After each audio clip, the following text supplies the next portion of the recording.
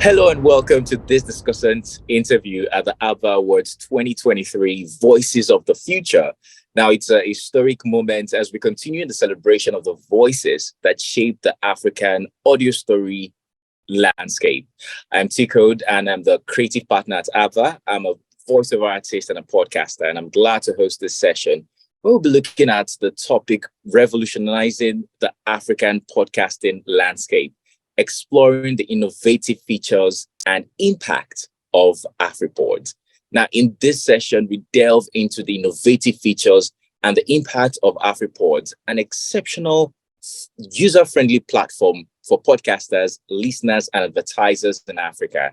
Now, Afripods has aimed to revolutionize the African podcasting landscape. And to talk about this with me is the award-winning entrepreneur, international speaker, radio show host, and author, a former MTV host, CEO of Podcast Laundry, a podcast production company, and chief content officer and head of strategy at Afripods. Ladies and gentlemen, let's welcome Kevin Brown. Hi, Kevin.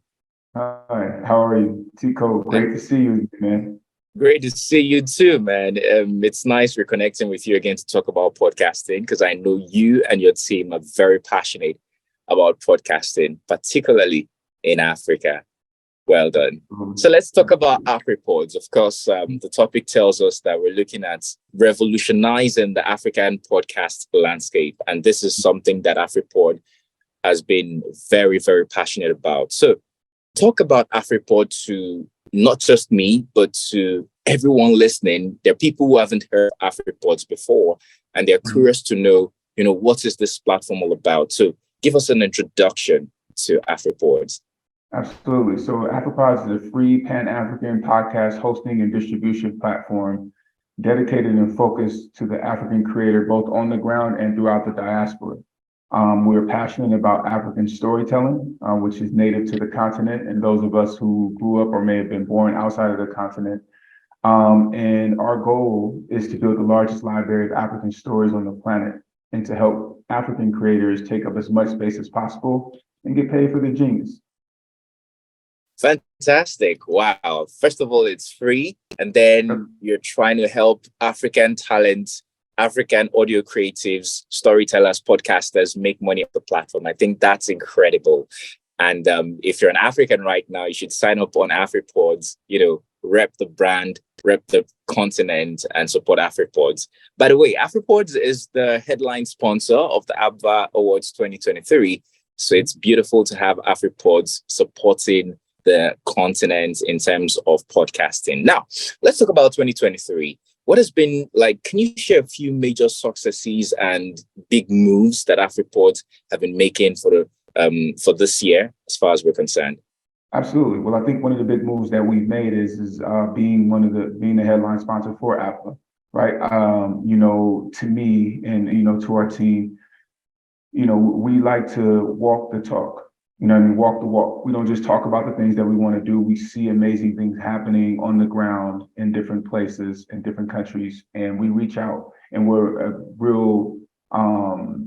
really a part of the community. And so our goal is to uplift everybody who's interested in the industry. So I think one of our major moves here has been to partner with APVA to push the mission that you all are doing and, what you have to make it move forward, or to help it move forward. I'm sorry. And to be, supportive. That matters a lot. Another thing is Afripods as a platform. We've surpassed 1 million streams as a platform, which we're very, very thankful for. And, under our leadership, in less than 2 years, we've seen a 547% increase in streams on the platform, right? And what that means is that, we're doing the work, but we're also being active and a part of the community, and empowering creators, helping people to create more content, to do, have more discussions around the things that they love, and be active and be a part of what podcasting is, because honestly, it is storytelling.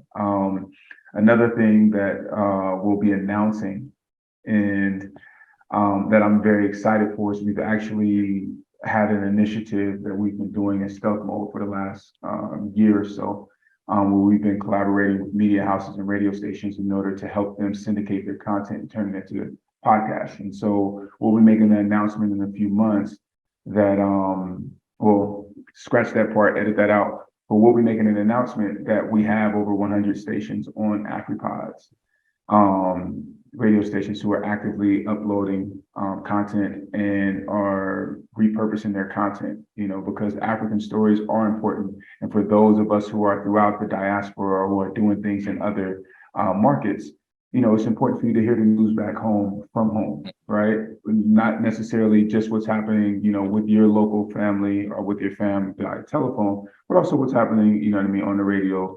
And so that you can stay in tune and understand what's happening on the ground in your country. So it's another avenue and another way for radio stations and legacy media houses to increase their revenue while also increasing their audience and making a digital transformation.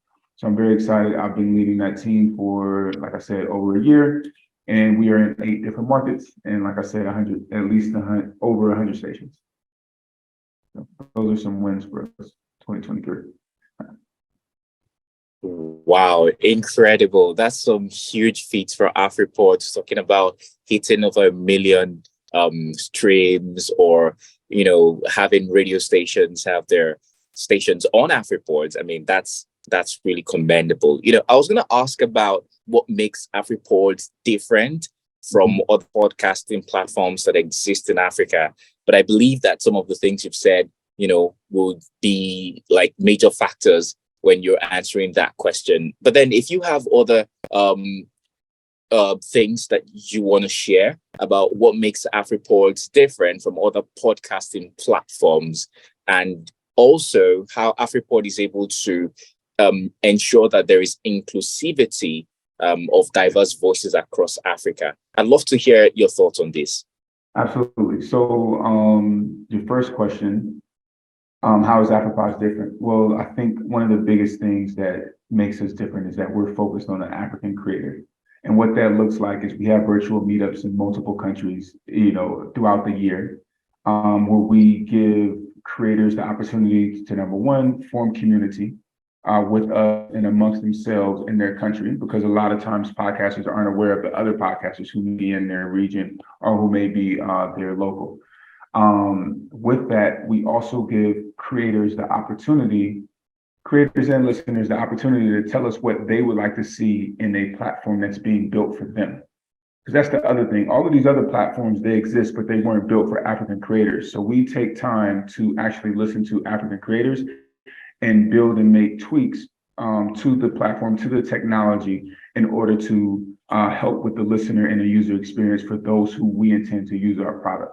So I think that that's something that makes us really, really unique. And then I think the other thing is that when we partner, or when we have different clients or users, they're able to reach out to us, and you can actually, you can email me or you can message somebody from our community team, and you'll get a real response back from us, right? Like we're touchable. And I think that personable aspect of Afripods is something that makes us unique and helps us to be authentic and show people, hey, we're not just a tech company. We're here to help you and to help solve what it is that you may be experiencing, if there's any challenges, or if you want to give out some compliments, we're here for that too. You know what I mean? So, what we're doing well. But we are servants to the African podcast industry, and we keep that top of mind and number one. And so I think that is what makes Afripods very unique. Oh, great. And speaking of, your concentration on the African market, because you said Afripod is centered around ensuring that the African podcasters have a better podcasting experience. One of the highest or biggest challenge that African podcasters have been facing is the issue of monetization, because we know that it's been a huge struggle across many platforms that we've been using over the years. So my question is, what are the strategies that Afripods is deploying to attract advertisers and create monetization opportunities for podcasters? Okay. So I think what the biggest part of that is that what's important for us all to take into consideration when it comes to monetization is that you have to reach a certain critical mass of listens or downloads in order to receive monetization. It's the same as if you had a YouTube channel, the same as if you had, a platform or a channel on any other platform. So we have to keep in mind that there has to be essentially consistent work put in order to actually monetize, right? In order to build that audience. And I think from there, Afripods, we've been working to build to build up and uplift the entire industry as a whole, right? Because in order for advertisers to get an appetite for podcasting, they have to then see, unfortunately and fortunately, some of the bigger podcasters come their way and be able to guarantee results. And then the smaller podcasters will then be able to get the trickle down of it. So we've been uplifting podcasters and promoting podcasters consistently, those who have huge followings and those, who may have smaller followings, in order to empower them to be able to have visibility in order to be able to monetize. In addition to that, we have made certain introductions to different networks and to different podcasters in order for them to be able to monetize. And then in addition to that, we have partnered and we do partner with different organizations and different podcasters in order to help them promote and again get more visibility and have like events that can benefit the industry. So we're very active, and I think that the monetization aspect of things is very important and it's essential, right? And when I talked about it earlier, when I said take up as much space as possible, get paid for your genius, we take those words very, very serious, and so it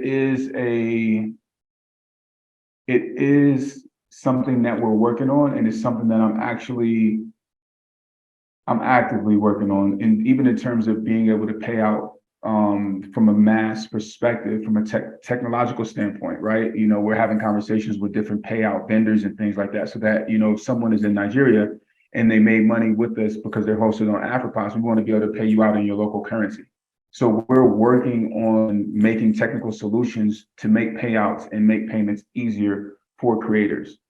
And we've done some things and have some partnerships. I can't announce them yet, but we have some partnerships with some big companies that should be bringing in some revenue for the creator in order to help them. So we're also actively thinking about who can we partner with that may already have some elements or some subscriptions for monetization that can then trickle down to our creators, and then get them paid. Because at the end of the day, I would like to see more people get paid for being full-time podcasters. And, I don't think we're far off from that as an industry, but, I think one of the other things to always keep in mind is that, people, when they podcast, they usually do it for three different reasons: to increase their income, leads, or authority. But in that, there's all of these other effects and benefits that you can get from being a podcaster. You can have speaking engagements, you can create courses, you can do all of these things. So there's other ways to monetize than just advertising on your podcast. And I think that that's very important to keep top of mind, because, you might, if your CPM, which is your cost per million, which is 1,000 streams, if your CPM is low, that doesn't mean that you can't get someone to underwrite your show. And what does underwriting mean? It means that, somebody gives you, let's say your show costs $50 to make an episode. But if someone gave you $500 and said, just mention me in every single episode, then you just had 10 shows paid for. Now, that's not necessarily getting paid for the streams, but it's a way for you to get paid, for you to cover the expenses of the show, right? And then if you build up your numbers, then you can actually, go and renegotiate for something bigger. And so I think that the biggest thing now is, while the advertisement dollars may not be there, there are many, many other ways to then be able to monetize your podcast. And I think that creators need to be optimistic and also be a bit scrappy when it comes to figuring out ways in order to monetize their pods, because honestly, your voice is important. Your stories need to be told, and you have to be a bit innovative in the ways in which you go about getting your voice out there and also being paid. Wow, that's so brilliant. I mean, you just schooled us on what Afripods is doing, and then You taught us how we can, creatively seek ways to make some income via our podcast. I'm going to listen to this again and ensure that I put some things to work. While I was engaging on the Afripods platform some time ago, I began to see some changes. For instance, the use of data analytics. And I'm curious to know how Afripod has been leveraging on data and analytics to enhance the podcasting experience for both creators and listeners. Can you shed a bit of light on that? Without question. So I've actually, in my 2 years here at the company, I've actually been the one who's been leading the technical vision for Afripods.